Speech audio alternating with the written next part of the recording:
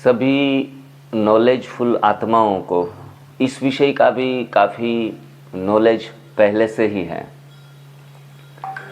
कहा जाता है ना कि knowledge is not a power but execution of knowledge is a power. तो इसमें से जो भी लोग जुड़े हुए हैं वो कहीं ना कहीं न्यू डाइट सिस्टम को, इस तप सेवा सुमिरन की पद्धति को अपने जीवन में अनुसरण कर चुके हैं और कहीं न कहीं किसी न किसी तल के ऊपर उन्होंने ये अनुभव किया है।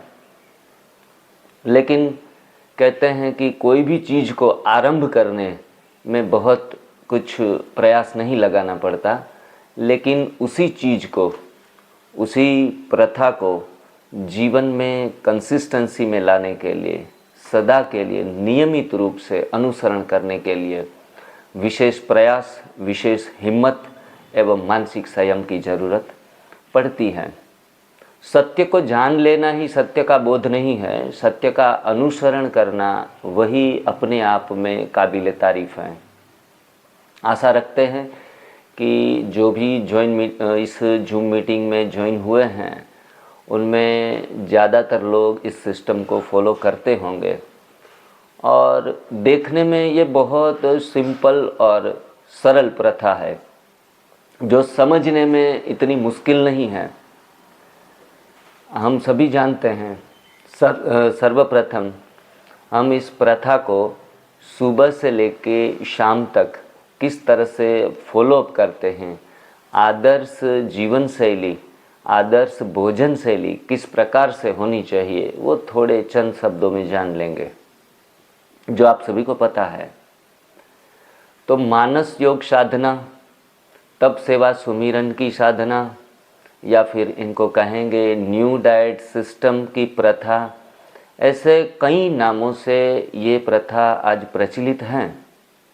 और उसमें करना क्या होता है तो कि आज पूरे विश्व में इतनी सारी चिकित्सा विज्ञान की पद्धतियाँ प्रचलित हैं जिसमें से मनुष्य मात्र हेल्दी होने के लिए, पूर्ण स्वास्थ्य प्राप्त करने हेतु गलत दिशाओं में भाग रहा है। वो चाहे योगी आत्माएं हैं या चाहे अज्ञानी आत्माएं हैं, सभी अपने अपने तरीके से निरोगी काया को प्राप्त करने के लिए बहुत कुछ प्रयास लगा रहे हैं।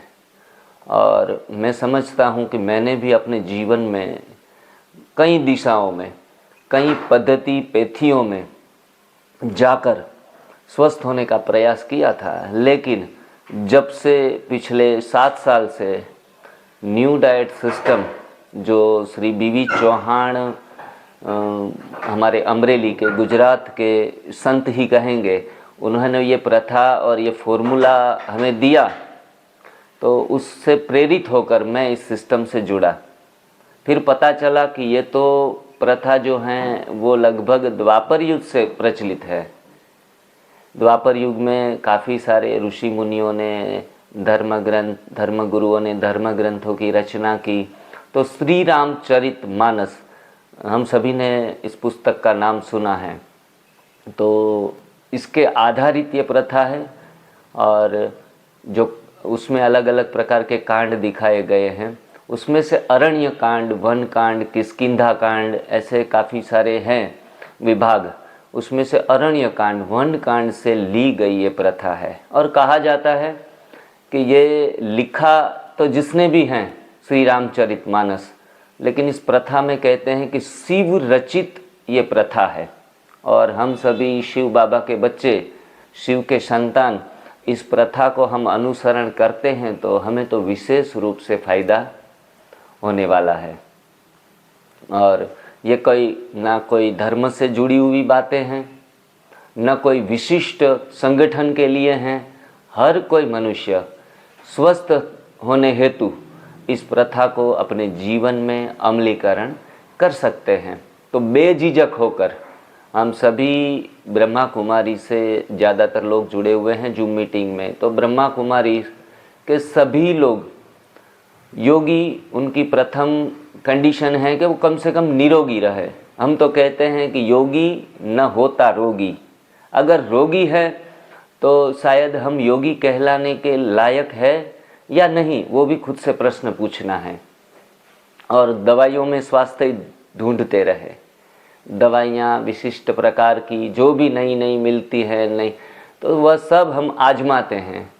लेकिन मेरे अनुभव से और मेरे ये 7 साल के तजुर्बे से मैं ये यकीनन आपके सामने बात रखना चाहूँगा कि दवाइयों में स्वास्थ्य छुपा नहीं है। इन केस ऑफ इमरजेंसी हम दवाइयों का प्रयोग कर लेते हैं तो ठीक है कि थोड़े समय के लिए इमरजेंसी में हम इस्तेमाल कर लें, लेकिन इसमें भी अगर हम दवाओं के ऊपर डिपेंड्स जीवन जी रहे हैं तो रियल में ये मूर्खतापूर्ण जीवन है। हमें इस विषय में अवश्य सोचना चाहिए। तो हम बात कर रहे थे कि ऐसी कोई प्रथा हमें मिल जाए, ऐसे कोई सिस्टम मिल जाए जिनसे पूर्ण स्वास्थ्य की प्राप्ति हो।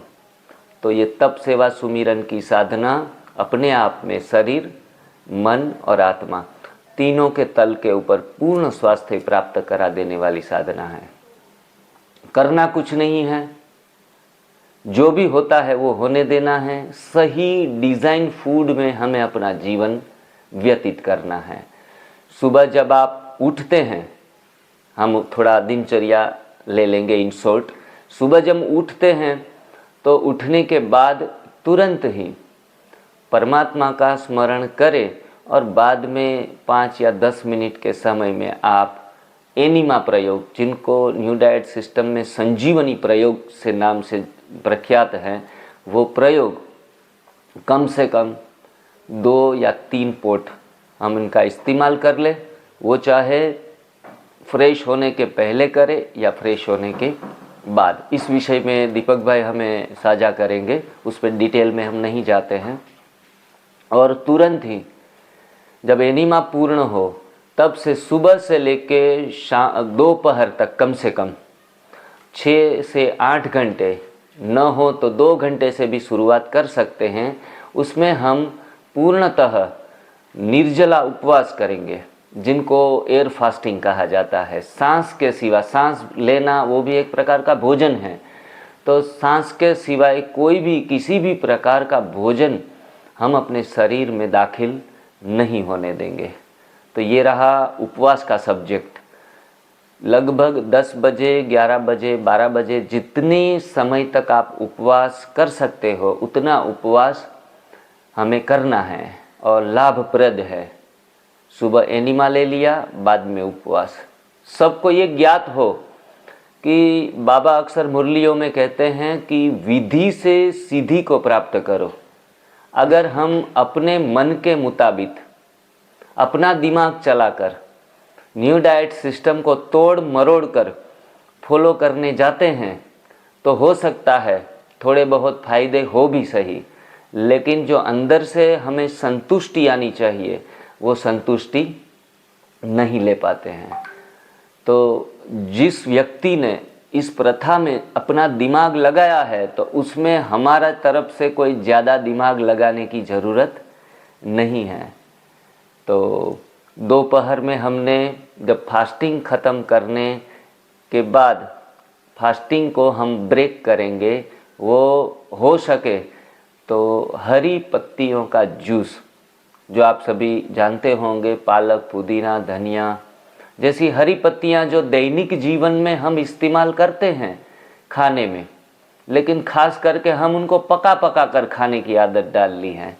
अभी यहाँ फायर का इस्तेमाल नहीं करना है, फायरलेस किचन हमारा होगा दोपहर का। खास करके इस हरी पत्तियों को आंवला के साथ मिश्रित करके उसमें अदरक, लेमन या फिर कोई भी सीजनल फ्रूट्स का फ्लेवर दे सकते हैं।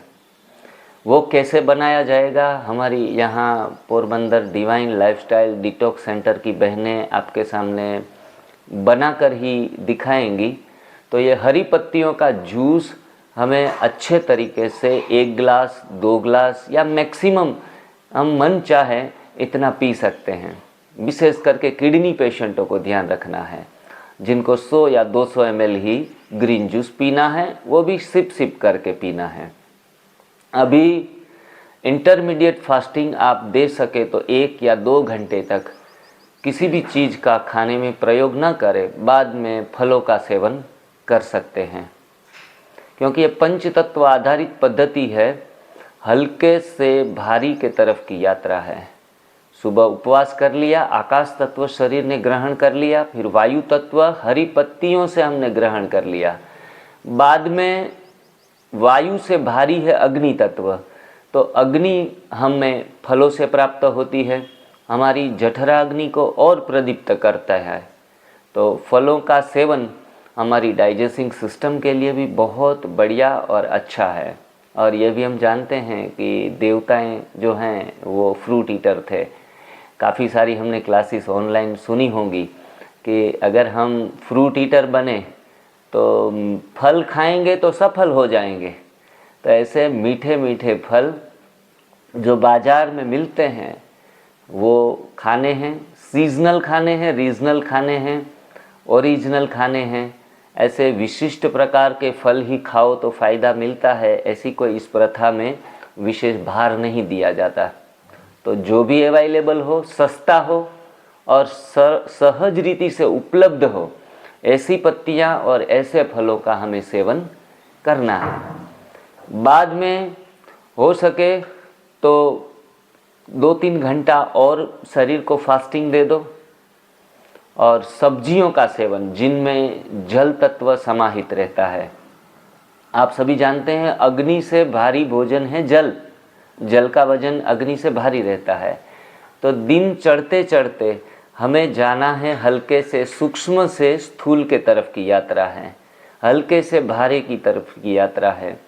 तो सब्जियों का सेवन मैं समझता हूँ 2 बजे 4 बजे के बाद में आप सलाड्स या कुछ ऐसे चीज़ें जिनको काट कर या फिर जूस बनाकर उनका सेवन कर सकते हैं, जिनमें शुगर का इस्तेमाल नहीं करना है और सी सॉल्ट का इस्तेमाल नहीं करना है, और कोई भी प्रकार के चाट मसाले उनका भी सेवन न करें तो अच्छा है।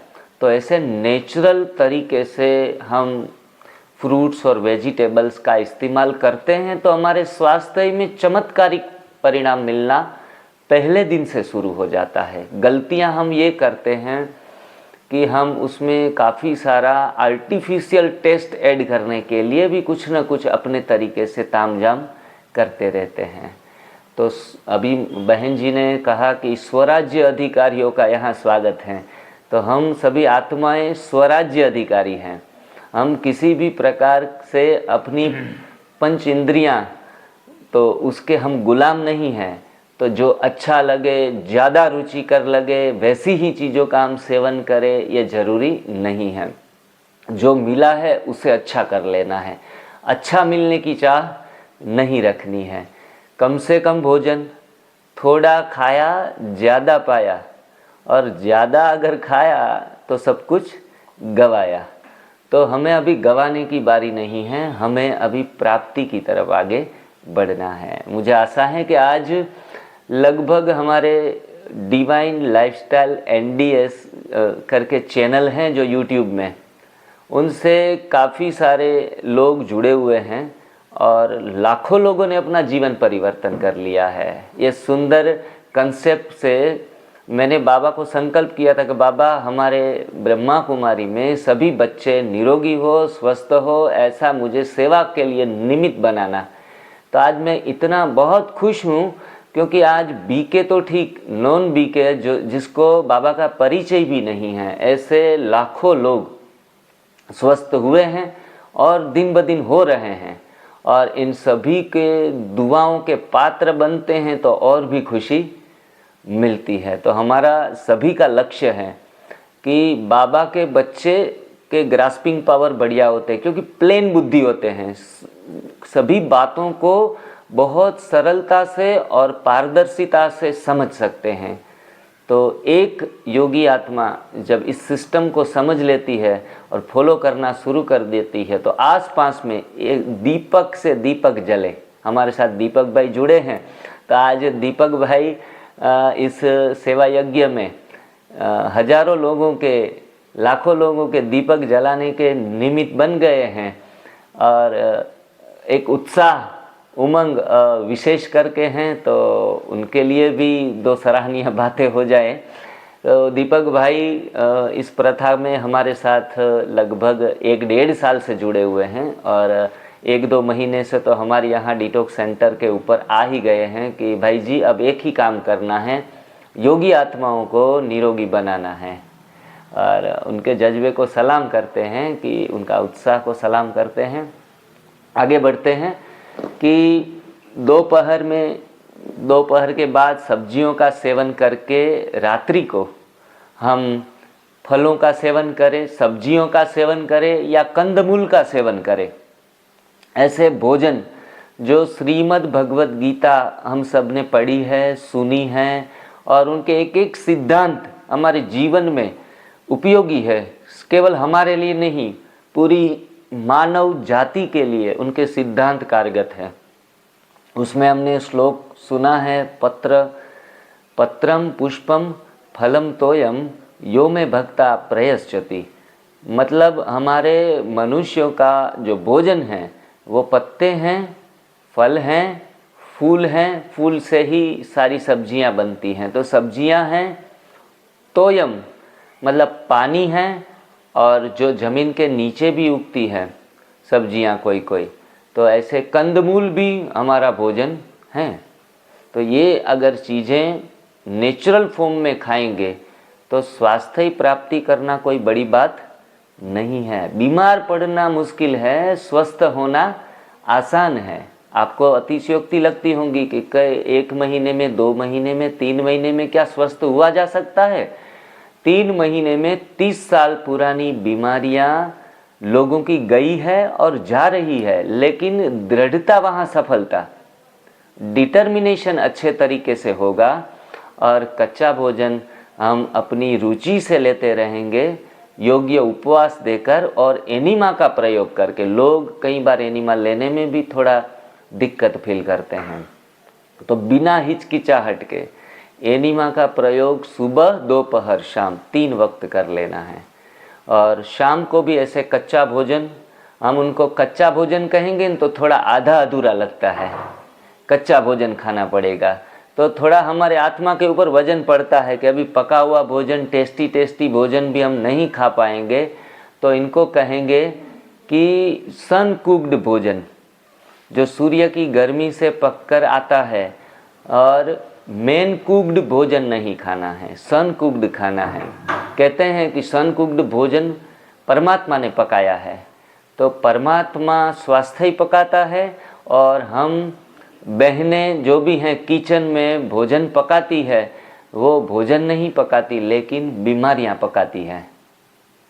क्योंकि कहते हैं कि ज़्यादा पका कर खाने से, आग पर चढ़ा कर खाने से आग पर जल्दी चढ़ जाते हैं, मर जाते हैं, मौत बिन बुलाई आ जाती है। और मरते नहीं हैं तो इतने बीमार हो कर दिन में 10-10 बार मरते रहते हैं।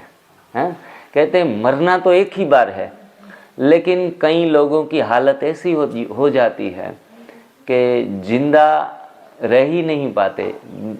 जितनी बार मरते हैं उनसे अनेक बार दिन में मरते रहते हैं। तो हमारा जीवन एक बोधपूर्ण हो, एग्जाम्पल स्वरूप हो, इसके लिए भी इस प्रथा को अनुसरण करना है। मैं जानता हूँ वहाँ तक लोग ज़्यादातर इस सिस्टम को दिन में कच्चा और रात में पकाया हुआ भोजन लेते हैं। तो ये सिस्टम भी जो स्वस्थ व्यक्ति है उनके लिए भी एक अच्छी है और आगे के लिए उनके जीवन में कोई बड़ी बीमारियां नहीं आती।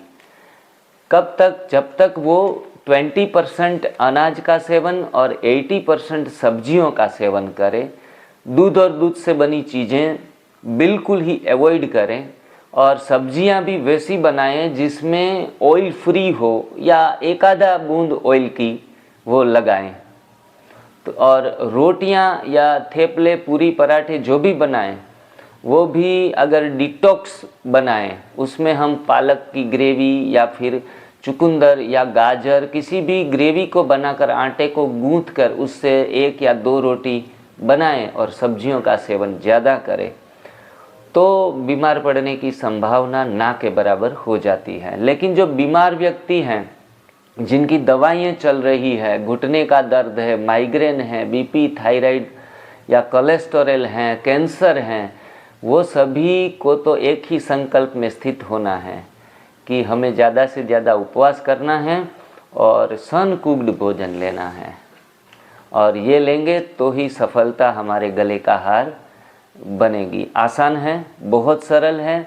5 दिन या सप्ताह आप इस प्रयोग को करके देख लो, ये हमारी आदत बन जाएगी, हमारे संस्कार बन जाएंगे। कहा जाता है ना, आज ही मेरे ख्याल से बाबा ने कहा कि संसार को परिवर्तन करना उनसे भी ज़्यादा महत्वपूर्ण है संस्कार को परिवर्तन करना, क्योंकि संस्कार परिवर्तन करने से संसार परिवर्तन होता है। और सतयुग त्रेतायुग जिन्हों में बाबा ने मुरलियों में गायन में आता है कि फलों के बगीचे थे और कहाँ भी पका पका कर खाने की कहाँ भी जिक्र नहीं है, तो हम सिर्फ और सिर्फ सब्जियां और फल का सेवन करेंगे तो अवश्य ही हम अपनी जो प्राप्त करना चाहते हैं स्वास्थ्य के विषय में वो प्राप्त कर पाएंगे। स्वस्थ होना माना स्व में स्थित होना, आत्मा के भावों में स्थित होना, शरीर हल्का होगा। और ये सिर्फ और सिर्फ तप सेवा सुमिरन की साधना ये मात्र और मात्र शरीर शुद्धिकरण के लिए नहीं है, इतने तक सीमित न रखें। उपवास जो करते हैं वो उपवास जब हम करते हैं तो उनके काफ़ी सारे फायदे हमें मिलते हैं, शरीर के तल के ऊपर, मन के तल के ऊपर एवं आत्मा के तल के ऊपर। तो मैं आज आपके साथ थोड़े उपवास के फायदे सामने रखूँगा। दीपक भाई अभी कितना वक्त है? 5 मिनट हैं। 5 मिनट, क्योंकि हमारे पास 1 घंटा है, 1 घंटे में 3 सब्जेक्ट कवर करने हैं। तो इन शॉर्ट उपवास क्यों रखा जाता है वो थोड़ा 5 मिनट में हम सुन लेंगे, क्योंकि कई के प्रश्न होते कि उपवास नहीं करे तो नहीं चलता है। क्योंकि ब्राह्मण हैं, वो कहते हैं मोदक प्रिया, भोजन प्रिया। ब्राह्मणों को भोजन प्रिय है, ब्राह्मणों को ब्रह्मा भोजन प्रिय है। उपवास रखना मुश्किल लगता है कि खाते जाओ प्रभु के गुण गाते जाओ। तो जहाँ भी मिले, जितना भी मिले खपे। तो ये हमारा जो खाने के प्रति, भोजन के प्रति लालसा है, हबच है, उनको निकालने के लिए, शारीरिक और मानसिक रीति से चुस्त होने के लिए हमें उपवास खुद को देना पड़ेगा। उपवास काफ़ी कितने तरीके से किया जा सकता है, ये सब्जेक्ट इतना लंबा है कि या 3-4 दिन भी हम उनके विषय में कहते रहें तो समय कम पड़ेगा। इतना डीप सब्जेक्ट है, आगे के सेशनों में और आगे बढ़ते जाएंगे। तो सर्वप्रथम उपवास से वेट लॉस होता है, हमारा वजन कम होता है। दूसरा, जो शुगर के मरीज हैं उनका शुगर फट से कम होना शुरू हो जाता है, और इंसुलिन शरीर के अंदर नेचुरल इंसुलिन है वो बनना शुरू हो जाता है। तो एनडीएस में उपवास, एनीमा के बाद के उपवास से शुगर के पेशेंटों को जल्दी खुशखबरी मिलती है, वो जल्दी से ठीक होने लगते हैं। और इसी जीवन शैली में रहने से शुगर फिर से वापस लौट के नहीं आता। हृदय के मरीजों को, हार्ट रिलेटेड कोई भी डिजीज़ हैं, उनके लिए भी खुशखबरी है कि हार्ट हेल्थ के लिए उपवास ये संजीवनी बूटी का काम करता है, ब्रह्मास्त्र का काम करता है। कैसी भी ब्लॉकेज हो वो निकल जाती है। आगे ब्रेन फंक्शन, हमारी नर्वस सिस्टम भी एक्टिवेट होती है, हमारा मेंटल हेल्थ भी इतना सुधरता है कि ज्ञान होते हुए भी मानसिक उदासी हमारे जीवन में कई बार रहती है। तो ये मानसिक उदासी, डिप्रेशन, एंग्जाइटी, स्ट्रेस कहाँ चला जाएगा हमें पता भी नहीं चलेगा। हमारा मानसिक संतुलन दिन ब दिन बढ़ता जाएगा।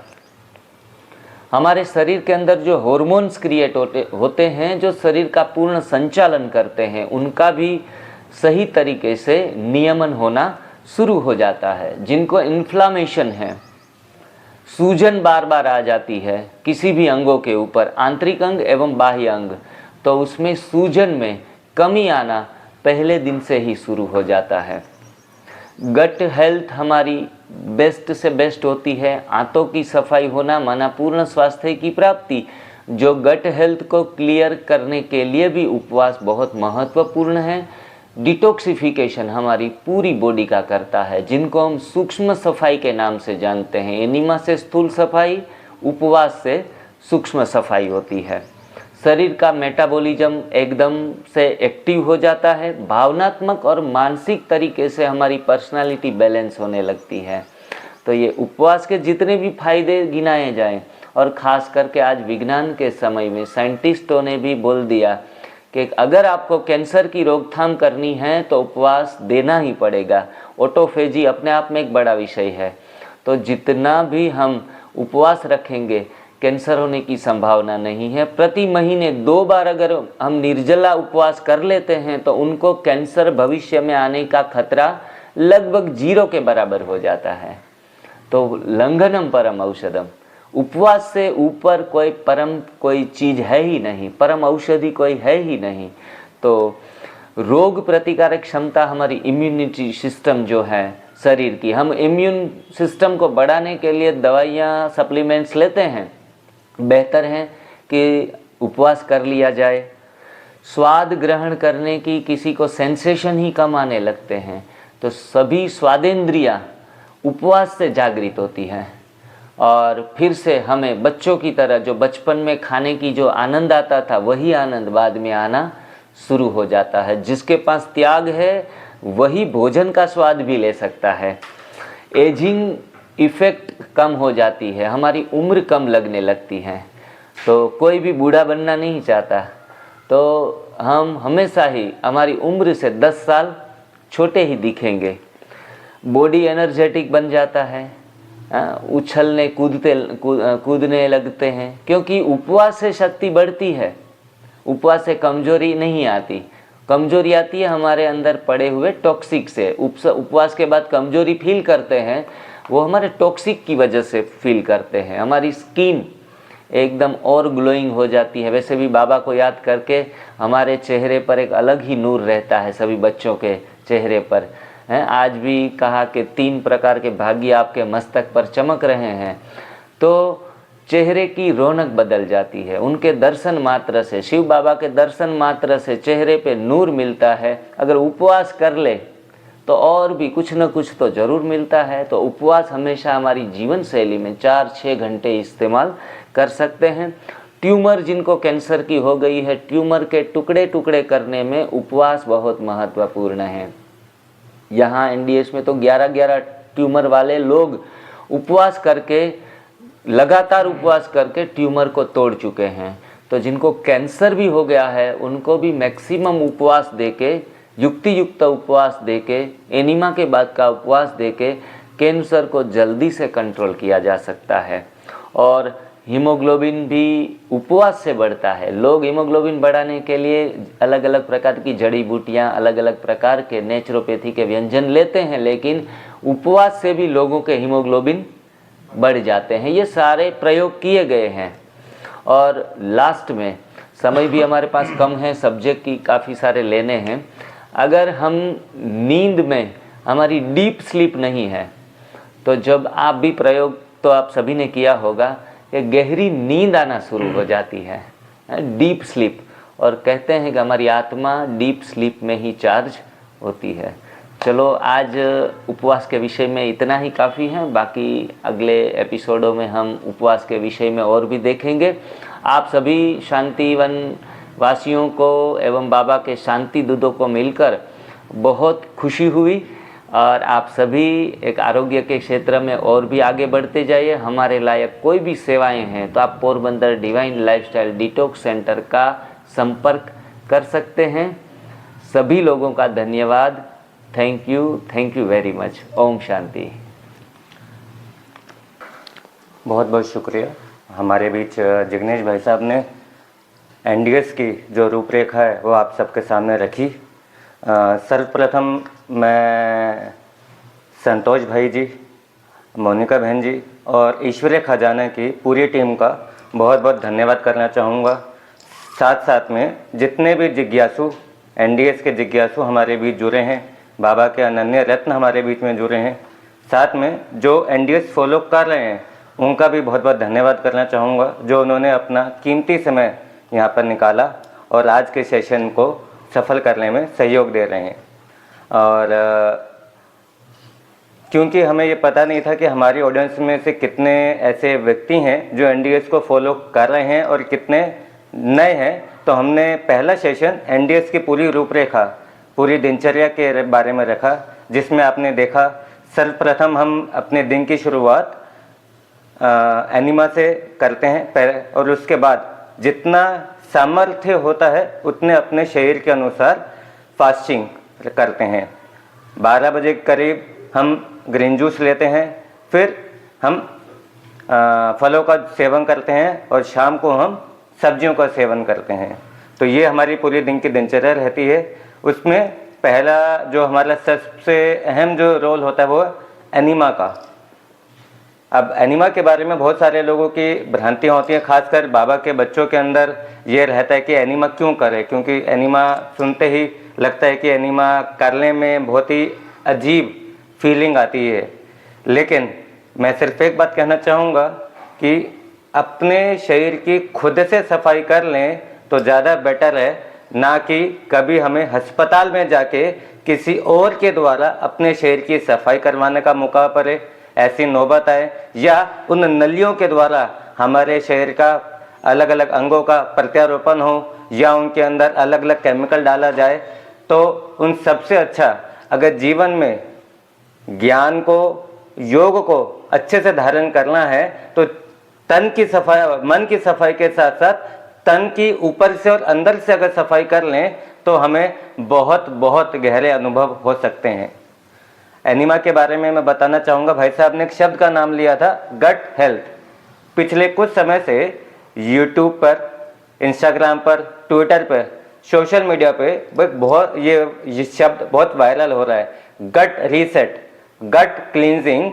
और ये विषय इतना महत्वपूर्ण है, इतना संवेदनशील है और एकमात्र ऐसा सॉल्यूशन है जो खाली सेहत की नहीं अपितु मानसिक समस्याओं को भी दूर कर सकने में बहुत बहुत कारगर है। यानी फिजिकल, साइकोलॉजिकल, साइकोसिमेंटिक किसी भी तरह की समस्या को हम गट रीसेट से दूर किया जा सकता है।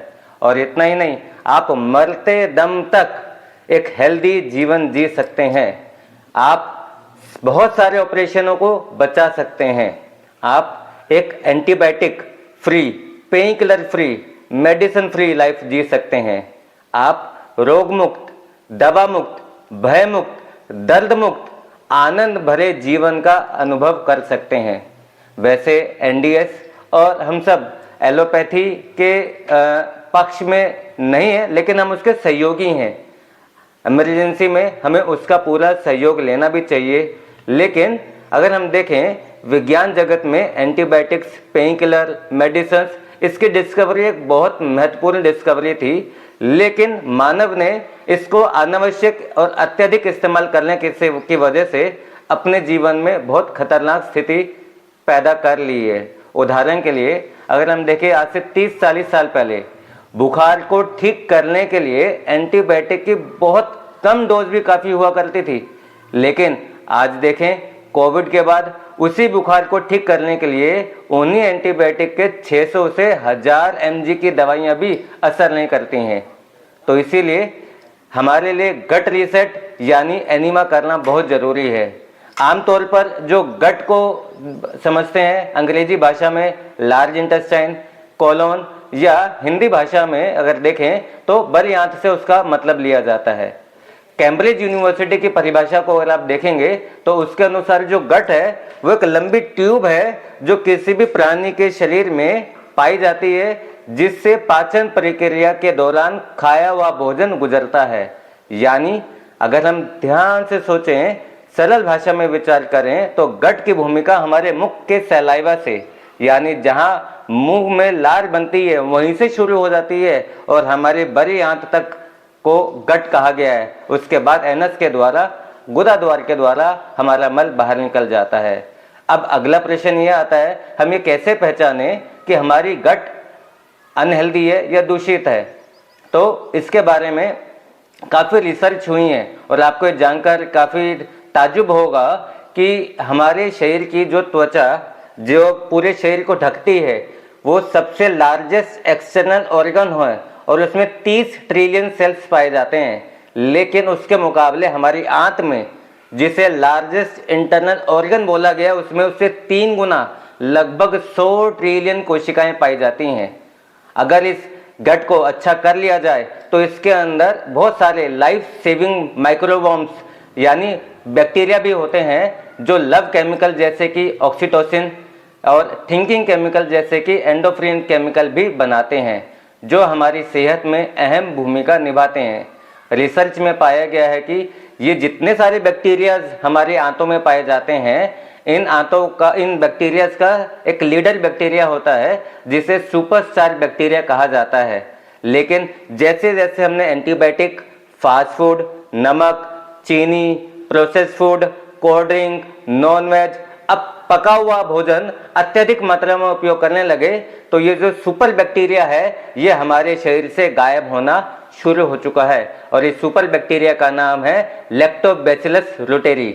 इसके बारे में आप गूगल पे भी देख सकते हैं और इसका इतना ज़्यादा महत्व हमारे स्वास्थ्य में है कि ये सिर्फ शारीरिक ही नहीं अपितु मानसिक रोगों को भी, जैसे कि रिलेशनशिप इश्यूज हैं। आज घर घर में प्यार का अभाव है, द्वेष, कलेश, चाहे वो माता पिता के रिलेशंस के बीच में है, चाहे हस्बैंड वाइफ के बीच में है, या माता पिता बच्चों के बीच में है, या कपल्स के बीच में है, यंग जनरेशन में है, ये सारे इश्यूज आ रहे हैं। मेटाबॉलिज्म इश्यूज आ रहे हैं, autism, mind issues, immune disorder, depression, इन सब को दूर करने में ये बैक्टीरिया बहुत अहम भूमिका निभाता है। और जितने भी बातें मैंने आप सबके सामने कही हैं, रखी हैं, ये सिर्फ सुनी सुनाई बातें नहीं हैं। जर्मनी के एक वैज्ञानिक हुए हैं जिनका नाम एमरन मेयर है, जो कि एक गैस्ट्रोएंटेरोलॉजिस्ट हैं, न्यूरो साइंटिस्ट हैं। उन्होंने ये पूरी रिसर्च करी है और समाज के सामने उन्होंने इसको रखा है और उन्होंने इसके बारे में 2 किताबें भी लिखी हैं जिसका नाम है the gut immune connection, the mind gut connection. तो इससे आप जान सकते हैं कि हमारी गट यानी कितनी हमारी गट यानी जो हमारे आंतें हैं, हम कितना महत्वपूर्ण रोल निभाती हैं हमारे शरीर को सफाई करने के लिए, सेहतमंद बनाने के लिए। और अगर आप माने जिस व्यक्ति को, उन्होंने तो ये भी बोला है कि जिस व्यक्ति को घर के भोजन में स्वाद नहीं आता उसको अगर अचार, कोल्ड ड्रिंक या कुछ और ऐसी चटपटी चीज चाहिए तो उस व्यक्ति की गट हेल्दी नहीं है। गट से निकलने वाली गंदगी का कलर, टाइप बताकर भी आजकल के नेचुरोपैथ बता सकते हैं कि आपकी हेल्थ कैसी है। और जो लोग सवेरे की चाय शुरू करते हैं, सवेरे की जो शुरुआत है वो चाय से शुरू करते हैं, उनकी गट की कंडीशन तो बहुत खराब होती है। मॉर्निंग की 1 कप ऑफ टी, मॉर्निंग की 1 कप ऑफ टी माना मन और तन दोनों को कपटी बना देता है, बीमारियों से भर देता है, द्वेष से भर देता है। तो आप समझ सकते हैं ये गट की क्लींजिंग हमारे लिए कितनी जरूरी है। और एनडीएस में इस गट को रीसेट करने के लिए, इसको क्लीन करने के लिए, इसको हील करने के लिए ही संजीवनी क्रिया का यूज किया जाता है, जिसको एनडीएस एनिमा का नाम दिया गया है। अब जैसे भाई साहब ने बताया, सवेरे का जब उपवास करते हैं तो उपवास करने के बाद से जब हम शरीर में कोई भी भोजन नहीं डालते हैं तो हमारी जो आंतें हैं कुछ समय के लिए सिकुड़ जाती हैं, और जब वो सिकुड़ती हैं तो उसके अंदर का कुपित मल, जो कि रोगों का मुख्य कारण है, वो कुपित मल, सरा हुआ मल जो इतने सालों से हमारे पेट में, हमारे आंतों में सरता है, वो धीरे धीरे इकट्ठा होने लगता है, परंतु वो शरीर से बाहर नहीं निकलता है। ये कुछ ऐसे ही है जैसे कि कोई गृहिणी अपने घर का सारा कूड़ा इकट्ठा करके कमरे के किसी कोने में रख दें, लेकिन जब तक वो कूड़े का ढेर कमरों से, घर से बाहर नहीं जाएगा तब तक सफाई नहीं होगी। वो कूड़े का ढेर नए बीमारियों को जन्म देगा, वो बदबुओं को जन्म देगा, वहाँ नए कीटाणु आएंगे। इसीलिए ही इस संजीवनी क्रिया के द्वारा हम उस जो शरीर में कुपित मल है उसको शरीर से बाहर निकालते हैं। और इसीलिए इस एनिमा को संजीवनी का नाम दिया गया है, क्योंकि संजीवनी क्रिया किसी भी व्यक्ति को किसी भी असाध्य से असाध्य रोग में मौत के मुख से निकाल सकने वाली ताकत रखती है। जितना आप इसको करेंगे उतना अपने आप में आप इसका अनुभव कर पाएंगे। ये संजीवनी क्रिया मेरे द्वारा, श्री बीवी चौहान साहब या जिग्नेश भाई साहब द्वारा बनाई हुई नहीं है। ये हमारे योगी साधु संत पुराने समय से ही तालाब में जाकर अपनी अंतः शक्ति द्वारा गोदाम मार्ग से पानी खींचते थे। और उस समय ये एनिमा पोट जो हम यूज़ करते हैं वो नहीं हुआ करता था। तब बांस की नली या पपीते की डंडी को बड़ी आंत में 1 उंगल जितना चढ़ाकर वो पानी को बड़ी आंत में खींच लेते थे। फिर नदी से बाहर आकर नोली प्रक्रिया द्वारा उस पानी को बड़ी आंत में चलाते थे और फिर बाहर शौच की क्रिया से निकाल देते थे। परंतु विडंबना है, जैसे जैसे गुरुकुल की समाप्ति हुई, गुरुकुल संस्कृति का विनाश हुआ, तब उसके बाद ये ज्ञान भी खत्म हो गया। लेकिन मॉडर्न साइंस में डॉक्टर N.W. वॉकर जो कि एरिजोना के USA के थे, उन्होंने इस संजीवनी क्रिया को, इसको हमारे वेदों में बस्ती के नाम से जाना जाता है, उसको एनिमा का नाम दिया और मेडिकल साइंस में इसको एनिमा के रूप में आपने अक्सर देखा है कराया जाता है। तो अब आप समझ सकते हैं ये कितना महत्वपूर्ण है संजीवनी क्रिया। अब इसका हम एक लाइव डेमो यहाँ पर करके दिखाएंगे कि ये संजीवनी क्रिया पूरे दिन भर में वो हमें कैसे करनी है।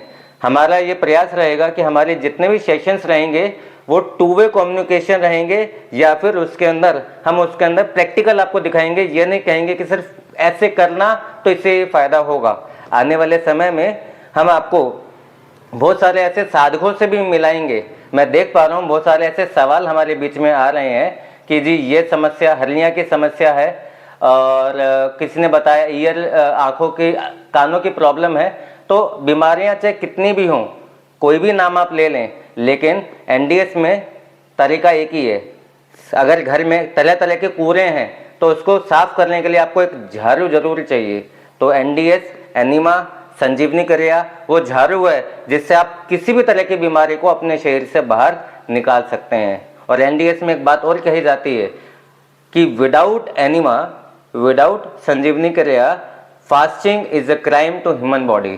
तो जब भी आप फास्टिंग करते हैं और आप एनिमा नहीं करते हैं तो आप फास्टिंग के असर को बहुत बहुत कम कर देते हैं, क्योंकि गंदगी को तो आपने आंतों में एक जगह इकट्ठा कर दिया पर उसे शरीर से बाहर नहीं निकाला। एनिमा संजीवनी क्रिया का ये जो टॉपिक है, ये जो सब्जेक्ट है, ये बहुत वास्ट है, जो आगे वाले सेशन में हम डिटेल में लेंगे। फिलहाल हम एक क्वेश्चन, जी रसोली है एनिमा, कोई भी बीमारी है, चाहे वो साधारण है चाहे वो असाध्य बीमारी है, अगर आप उसके अंदर रिजल्ट चाहते हैं जल्दी तो उसके लिए आपको ये करना अनिवार्य है। और ये ऐसा भी नहीं है कि ये सारी जिंदगी करना है, नहीं, इससे रिलेटेड बहुत सारे मिसकंसेप्शंस हैं जो आने वाले सेशन में हम डिटेल में 1 to 1 लेंगे, जिससे कि आपका हर एक सवाल का जवाब आपको मिल सके। आने वाले समय में आपको एक गूगल फॉर्म दिया जाएगा, उस गूगल फॉर्म के अंदर आप अपने सारे सवाल A to Z उसमें डालेंगे, उसमें भेजेंगे और हम एक एक सवाल की महीनता तक जाएंगे और प्रैक्टिकल आपको उन लोगों से मिलाएंगे जिनको सेम प्रॉब्लम में उनको फायदा हुआ है। चाहे कोई भी ये बीमारी है, चाहे जिसमें कोई किडनी के लिए बता रहा है, किसी भी के लिए बता रहा है, उसके बारे में भी हम आपको बताएंगे डिटेल में। पर क्योंकि समय का हमारे पास अभाव है, हम 5 मिनट के अंदर इसको एनिमा के लाइव सेशन को लेंगे और उसके बाद ग्रीन जूस कैसे घर में बनाना है उसके लाइव सेशन को भी हम आज देखेंगे। तो मैं चाहूँगा जो हमारे एनडीएस की पोरबंदर की टीम है वो एक बार आगे आए और मुझे थोड़ा हेल्प करें। इस भी अच्छे से देख पा रहे हैं? कोई एक व्यक्ति अनम्यूट करके बता दें। जी बिल्कुल दिख रहा है जी। तो सवेरे सबसे पहले आप आ जाओ। सवेरे सबसे पहले आपको बाबा का नाम लेके, परमपिता परमात्मा का नाम लेके अपने दिन की शुरुआत करनी है। और उसके बाद अगर आपको महसूस होता है कि आपको नेचुरल कॉल हो रही है तो आपको जाके नेचुरल कॉल करना है। और अगर आपको लगता है कि नेचुरल कॉल नहीं हो रही है तब आपको इस एनिमा पोर्ट को यूज करना है। इस एनिमा पोर्ट के अंदर एक होल यहाँ पर दिया गया है। साथ में इस एनिमा पोर्ट के अंदर 3 चीजें आती हैं, एक ये डब्बा प्लस एक ये कैथेडर आती है जो आप आसानी से देख पा रहे हैं। फिर एक ये कॉक आता है जो आप यहाँ पे देख रहे हैं, जिससे कि आप पानी को कंट्रोल कर सकते हैं, उसको ऑन ऑफ कर सकते हैं। तीसरा ये रिफिल पाइप आता है।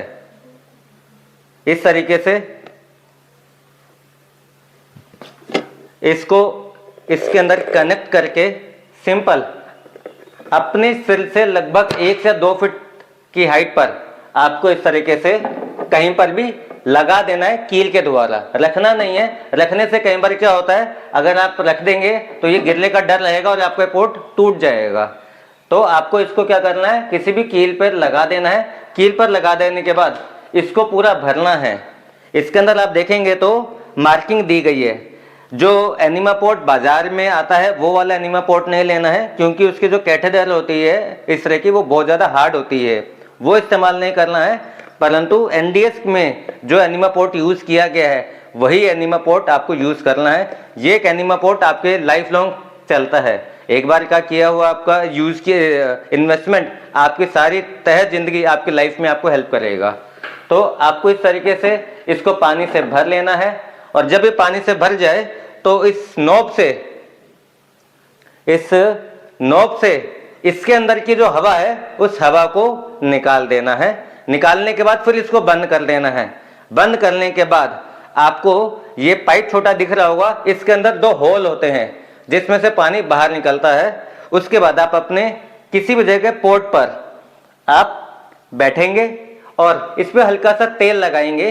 तेल लगाने से क्या होगा कि ये आपको आसानी से आपके मल द्वार, गुदा द्वार में इंसर्ट हो सकेगा। अब ये अपनी 1 उंगल जितना, मिनिमम 1 उंगल जितना आप इसे अपने गुदा द्वार में इंसर्ट करेंगे और पूरे पानी को चढ़ा लेंगे। पोर्ट पर बैठे बैठे ये पानी का फ्लो ऊपर से नीचे आपके हाथों में जाना शुरू होगा, और जब आपको महसूस लगे कि अब मुझे प्रेशर फील हो रहा है तो यहीं से इसको आप ऑफ कर देंगे। ऑफ करने के बाद इसको अलग करेंगे और जितना हो सके उतना वॉशरूम में इसको होल्ड करने के प्रयास करेंगे। किसी से 10 सेकंड, 30 सेकंड या 1 मिनट, कोई कंपटीशन नहीं है। जितना भी आप आसानी से कर सकें उतना आप करें, और जब आपको लगे नहीं तो उसके बाद आपको अपने रिफ्रेश हो जाना है। जो गंदगी है उसको पोर्ट में निकाल देना है। इस तरीके से आपको एनिमा का यानी संजीवनी क्रिया का 1 सेशन पूरा आपका होता है। अब इसका मतलब ये नहीं कि आपको सीधा बाहर आ जाना है, नहीं, ये 1 सेशन आपको लगातार 3 बार रिपीट करना है सवेरे। कितनी बार? 3 बार। जितनी जल्दी आप इस प्रक्रिया को खत्म कर लेंगे उतनी जल्दी आप आश्चर्यजनक, अकल्पनीय अंतर अपने शरीर में महसूस करेंगे। और इसको करने के साथ आप ये प्रक्रिया, जिनको असाध्य रोग है जैसे कि कैंसर है या फिर ऐसे है किडनी प्रॉब्लम्स हैं या हार्ट की बहुत सीरियस प्रॉब्लम्स हैं, घुटनों की प्रॉब्लम्स हैं, वो या बहुत समय से 40-50 साल से हाई डायबिटीज है, हाई बीपी है, सवेरे 3 बार, दिन में 3 बार, रात को 3 बार। शुरुआत के लिए आप 1-1 बार से शुरू कर सकते हैं और धीरे धीरे इसके लेवल को इंक्रीज कर सकते हैं, और इस तरीके से आप एनिमा की पूरी प्रक्रिया को अपने एनडीएस के जर्नी में शुरू कर सकते हैं। अभी इसके बारे में और भी डिटेल है, क्योंकि समय की कमी है, मैं फिलहाल एनडीएस इसके एनिमा के इस समय को, इस टॉपिक को यहीं पे मैं रोकता हूँ। लेकिन नेक्स्ट सेशन में मैं पूरा सेशन एनडीएस और एनिमा के ऊपर आपके सवालों को लेकर और इसके गहराई में इसमें जाएंगे, उसको लेंगे।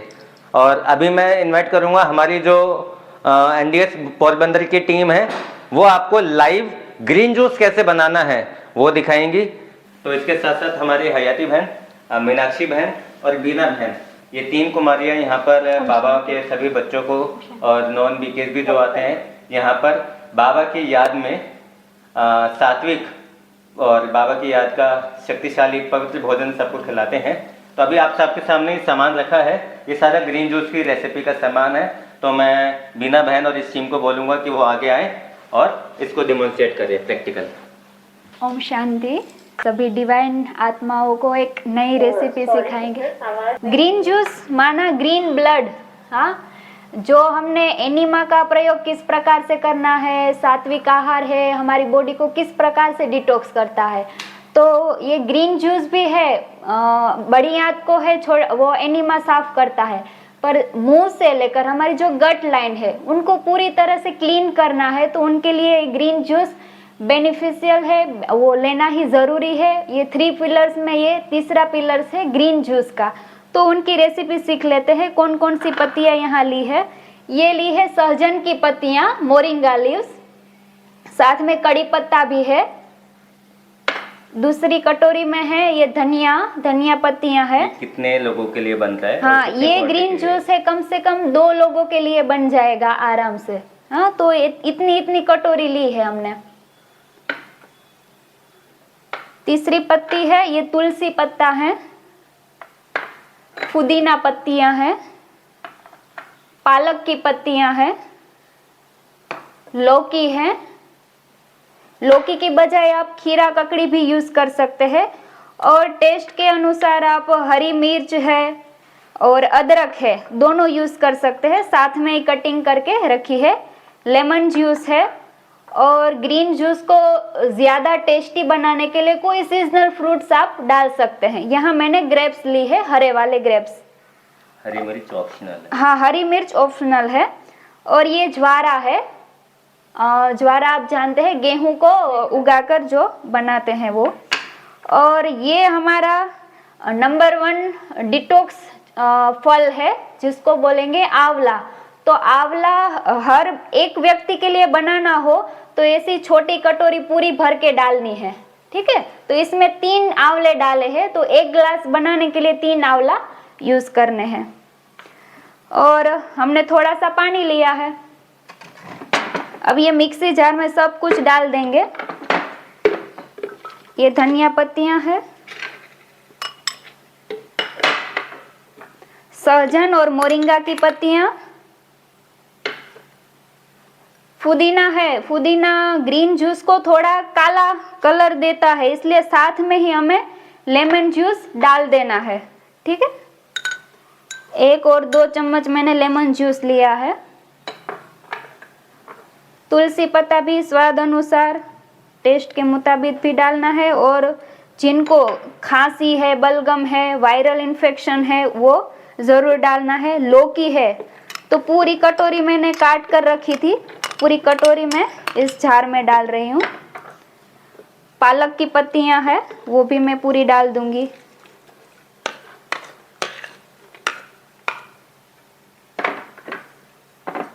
अदरक और हरी मिर्च बस 1-1 चम्मच डाल रही हूँ अभी। और ये ऑप्शनल है, अदरक डाल सकते हैं, हरी मिर्च ऑप्शनल है। और आंवला में पूरा डाल देती हूँ। हाँ, ये तीनों प्रकृति को बैलेंस करेगा, कफ, पित्त, वायु तीनों को। और ज्वारा भी इतना बेनिफिट देता है, एंटीऑक्सीडेंट है, हमें ग्रीन ब्लड बना कर देता है।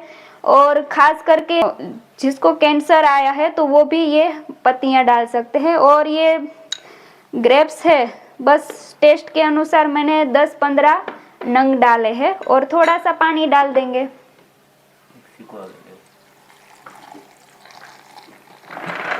ये पूरी जार भरी थी, उसमें से मैंने आधी जार ले ली है। अब इसको मिक्स कर देंगे हम। उसका ढक्कन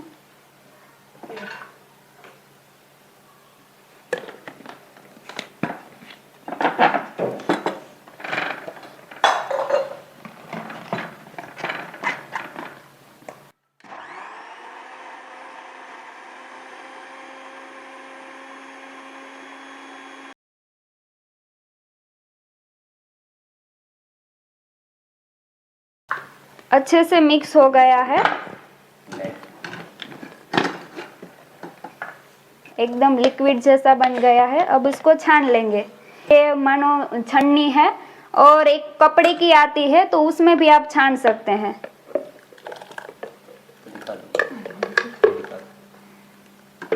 और ये वाली आती है, प्लास्टिक की है ये, तो इसमें जो भी छेद है एकदम बारीक बारीक है, तो कम से कम मात्रा में फाइबर निकले और मैक्सिमम हमें जूस मिले, ऐसी अच्छी सी नेट है, तो ये भी आप यूज कर सकते हैं।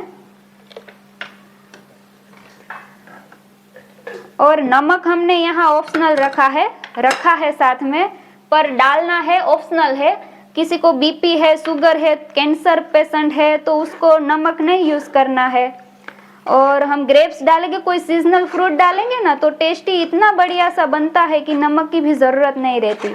और देखा है आपने यहाँ ग्रीन जूस में ग्रीन कलर अच्छा आया है, वरना बिना नींबू का आप बनाएंगे ना तो बिल्कुल काला काला टेस्ट भी अच्छा नहीं रहेगा और कलर भी आपको दिखने में भी काला बन जाएगा। तो साथ में लेमन जूस और या फिर आंवला, दोनों में से कोई भी एक डाल सकते हैं। और भाई साहब ने बोला था कि जो हेल्दी है, छोटी मोटी बीमारियों से जूझ रहे हैं तो वो 1-2 ग्लास आराम से पी सकते हैं, पर जिसको किडनी की प्रॉब्लम है हाँ तो उसको ज़्यादा वर्कलोड नहीं देना है। ये ग्लास कम से कम 50 ml का है, तो किडनी पेशेंट है तो ये वाला छोटा ग्लास यूज़ कर सकते हैं और बीच बीच में 1-1.5 घंटे का ब्रेक देकर दूसरा ग्लास ले लिया। बाकी जो हेल्दी है या फिर छोटी मोटी बीमारियों से जूझ रहे हैं तो वो पूरा sip by sip 1 glass, 2 glass, 2.5 glass आराम से ले सकते हैं। ठीक है, ओके। गिलास आप थोड़ा सा ऊपर दिखा सकते हैं? हाँ बिल्कुल। जी बिल्कुल ऐसे। हाँ तो ये देख सकते हैं कितना गिलास है। हाँ ऐसे 2-3 गिलास जो हेल्दी है वो ले सकते हैं, है ना? नहीं, ये तो छोटा है, छोटा गिलास है। 300 से 400 ml का एक नॉर्मल गिलास आता है, वो आप ले सकते हैं। वो आप आसानी से दिन में 2 गिलास 3 गिलास ले सकते हैं। लाइक आप ये देख सकते हैं जी। तो इस तरीके से हमारे जो एनडीएस के 3 जो मुख्य सूत्र हैं, पहला फास्टिंग और दूसरा आपका ग्रीन जूस और तीसरा एनिमा। तो इसको आज हमने ब्रीफ में पूरी जो दिन की दिनचर्या है वो आप सबके साथ शेयर करी और आगे के सेशंस में हम एक एक चीज़ को गहराई से जाएंगे, जैसा भी हमें संतोष भाई जी बताएंगे, टीम बताएंगे। और उसके साथ साथ आपके जो क्वेश्चंस जितने भी आ रहे हैं, मैं देख रहा हूँ चैट में बहुत सारे क्वेश्चंस हमारे बीच आ चुके हैं, लेकिन अगर मैं उन सभी को क्वेश्चंस अभी लेने जाऊँगा तो काफ़ी टाइम हो जाएगा। तो मैं चाहूँगा कि जो भी हमारे रिस्पेक्टेड ऑर्गेनाइजर्स हैं वो सारे क्वेश्चंस को ले लें और अगले सेशन में से पहले हम तक वो पहुँच जाएँ। और एक गूगल फॉर्म आपके अपने ग्रुप में शेयर करेंगे, उस गूगल फॉर्म में आप अपनी सारी डिटेल्स हमें देंगे तो हम उसको बहुत अच्छे तरीके से आपके सवालों का समाधान दे सकेंगे। ओम शांति। ओम शांति। ओम शांति। बहुत बहुत शुक्रिया आप सबका। 5 मिनट ज़्यादा लिए उसके लिए माफ़ी चाहेंगे जी। लेकिन जैसे कई पूछ रहे हैं ये जो ज्वार आपने डाला जी, ये सबके पास नहीं है तो कोई उगाना चाहते हैं, उनको क्या कहेंगे? अगर नहीं भी हो तो चलेगा क्या? देखिए इसमें जो पत्तियां हैं ये बहुत सारी ऑप्शनल हैं, बहुत सारी पत्तियां आपके पास अवेलेबल हो नहीं हो ऐसा हो सकता है, लेकिन ज्वार को कैसे उगाना है कैसे है हमारी बीना बहन बहुत अच्छे से आपको बताएंगी जी। हाँ, ज्वारे है तो गेहूं को बस 8 घंटे तक भिगो देना है। मिट्टी में भी आप उगा सकते हैं, छोटा सा गमला लेकर उसमें भी रख सकते हैं और थोड़ा थोड़ा पानी डाल के आप उगा सकते हैं। आराम से पौधे हो जाते हैं, बस 15-20 दिन में आराम से हो जाता है। वो ऑप्शनल है। इसमें से 10-15 पत्तियाँ ली है तो वो पत्तियाँ ज़रूरी नहीं है कि ये सभी डालनी ही है। हाँ, इसमें से 2 पत्तियाँ मिल जाए तो आराम से 2 पत्तियों का भी ग्रीन जूस आराम से बना सकते हैं, कोई दिक्कत है नहीं। एक बात ध्यान बहुत जानने वाली है, शक्ति भोजन में नहीं है, शक्ति संकल्पों में है, शक्ति पाचन क्रिया में है, शक्ति नींद में है। अगर आप कुछ भोजन ना भी करेंगे, हम आपको ऐसे साधकों से भी आने वाले समय पर मिलाएंगे जिन्होंने निर्जला किया, 5 दिन 10 दिन उन्होंने निर्जला किया, उन्होंने पानी की भी एक बूंद ग्रहण नहीं करी और उसके पश्चात मतलब उन्होंने ग्रीन जूस भी नहीं लिया जो सबसे अहम माना जाता है, पर उन्होंने निर्जला किया और बहुत कठिन परिस्थितियों में आप कह सकते हैं कि उनको कैंसर की 4थी स्टेज, वेट 45 kg, लेकिन आज के डेट में वो बिल्कुल स्वस्थ हो चुके हैं। मैं थोड़ा सा आपको नज़ारा दिखाना चाहूँगा यहाँ के डिटॉक्स टीम का, पोरबंदर सेंटर का। सिर्फ 1 मिनट मैं आपका लूँगा। ये देखिए अभी हमारे बीच ये पोरबंदर सेंटर में ये साधा कायम हुए हैं, ये बहन हमारे बीच आई हुई हैं, इनका वज़न 171 kg है। आप सोचिए, ये आज ही हरियाणा से पंजाब से यहाँ पर आई हैं, इन्होंने हर तरह की पैथी अपना ली, हर तरह का इलाज करा लिया, हर तरह का पैसा इन्होंने लगा लिया, लेकिन उसके बावजूद इनको कहीं रिजल्ट नहीं मिला। और इनके ही परिवार से अनगिन मतलब सैकड़ों लोग सही हो गए, इनके जानने वाले पड़ोसी आसपास। जब थक गए तो फिर इन्होंने इस चीज़ को चुना और चैलेंज लिया कि मैं भी स्वस्थ हो सकती हूँ। तो ये आपके बीच हमारे दीदी आई हैं, मुस्कान बहन उनका नाम है। एक बार दीदी सभी को ओम शांति करेंगे। ओम शांति। दूसरे हम देखेंगे हमारी कलश दीदी, जो बाबा की बहुत अच्छी बच्ची हैं, वो 1 मिनट में अपना परिचय देंगे। ओम शांति। मेरा नाम कलश मित्तल है और मैं जींद हरियाणा से हूँ। तो मुझे यहाँ पे आए हुए अभी 5 दिन हुए हैं और मैं यहाँ पे स्किन प्रॉब्लम और वेट लॉस के लिए आई हूँ। तो 5 दिन में ही मेरा अनुभव इतना ज़्यादा अच्छा रहा है। मैंने 4 किलो वेट लूज़ कर लिया है और साथ ही साथ मुझे सर्वाइकल का प्रॉब्लम रहता था और अंदर मन में इतनी ज़्यादा खुशी है, इतनी ज़्यादा एक्साइटमेंट है। तो मुझे ओवरऑल यहाँ पे बहुत अच्छा लग रहा है। Thank you. दीदी को सोराइसिस की दिक्कत है, लेकिन दीदी ने उस सोराइसिस की दिक्कत के अंदर भी लाभ लेना शुरू कर लिया है। इसी बीच हमारे बीच भाई साहब आए हैं। भाई साहब। ओम शांति। मेरा नाम संजय यादव है और मैं यहाँ पे 9 दिन से रह रहा हूँ और मैं यहाँ पे किडनी और ऑटोइम्यून डिजीज़ के ट्रीटमेंट के लिए आया हुआ हूँ। और मेरे को सबसे ज़्यादा प्रॉब्लम गैस की थी, जिसकी वजह से मेरा सारा सिस्टम ख़राब हो रहा था। तो मैं यहाँ आने के बाद ये सबसे ज़्यादा बेनिफिट मिला है कि गैस्ट्रिक प्रॉब्लम कम हुई है। बाकी मैंने अभी कोई टेस्ट नहीं करवाए हैं, तो धीरे धीरे लग रहा है कि अब कॉन्फिडेंस आने लगा है कि किडनी की भी और ऑटोइम्यून डिजीज़ जिसमें जोगरन सिंड्रोम बोलते हैं, वो भी शायद इसमें से चली जाएगी। Thank you. ओम शांति। बहुत बहुत धन्यवाद। यूपी से ये 3 साधक हमारे बीच आए। नहीं, आप सभी साधकों को प्रेरणाएं दे सकते हैं। ओम शांति। मैं BL पटेल, जौनपुर से, यूपी। मुझे जो है बैक पेन थोड़ा थोड़ा था और गैस्ट्रिक बनती थी। हम इसको उपचार करने के लिए यहाँ पे आए और फ़ायदा हमको बहुत हुआ। 5 दिन थे, 5 दिन में हमारा पेट एकदम हल्का हो गया, वज़न भी घट गया और एकदम नींद भी अच्छी आ रही है, गैस्ट्रिक जरा से भी नहीं है और बहुत सारे फ़ायदे हुए इनसे। ओम शांति। मैं महेंद्र कुमार मौर्य, जौनपुर उत्तर प्रदेश से। यहाँ पे मैं अपने यहाँ प्राकृतिक चिकित्सा इलाज करता हूँ। यहाँ पे इस पैथी को जानना और अपने यहाँ इसका और बढ़ावा देना, इसके लिए आया हूँ। धन्यवाद। ओम शांति। सर, मैं राम अवतार वाराणसी से आया हूँ। मैं तो ये जानने के लिए आया था कि यहाँ पे कच्चा आहार कैसे लिया जाता है, मगर इस यहाँ पे आकर मैं फॉलो किया तो ऐसा तो हो नहीं सकता था कि हमारे पास कोई रोग ना हो, मगर यहाँ पे 5 दिनों में मेरा शरीर बहुत हल्का हुआ और 5 दिनों में 2 किलो वेट भी लॉस हुआ। इसके लिए बहुत बहुत धन्यवाद। ओम शांति। मैं ये NDS 7 साल से फॉलो कर रहा हूँ और मुझे यहाँ पे डिटॉक्स सेंटर में मैं अक्सर आता रहता हूँ, पोरबंदर। तो एक मेरा एक परिवार हो गया बिल्कुल एकदम से। मैं 7 साल से बहुत सी बीमारियाँ थी मुझे, सभी NDS से मैंने ठीक की हुई हैं। ओम शांति। बहुत बहुत धन्यवाद। ज़्यादा समय न लेते हुए आपका बहुत बहुत धन्यवाद करना चाहूँगा। और हमारा बस एक ही लक्ष्य है कि लोग जो यहाँ पर नहीं आ सकते वो घर बैठे ही, खासकर बाबा के बच्चे, कोई भी घर बैठे ही इसको अच्छे से करें और घर बैठे अपने पूरे परिवार के साथ स्वस्थ होए और बाबा का हर एक बच्चा निरोगी, रोग मुक्त, दवा मुक्त, भय मुक्त होकर बाबा को प्रत्यक्ष करने में तन मन धन से अपने जीवन को सफल कर सके। ओम शांति। ओम शांति। बहुत बहुत शुक्रिया जिग्नेश भाई आपका भी और दीपक भाई आपका भी। और अब अगले सेशन में जानेंगे बहुत सारी ऐसी ज़रूरी जानकारी जो अभी तक जैसे हम अनभिज्ञ है। तो आगे मिलेंगे और अभी तक के लिए बहुत बहुत शुक्रिया। थैंक यू भाई जी। Thank you.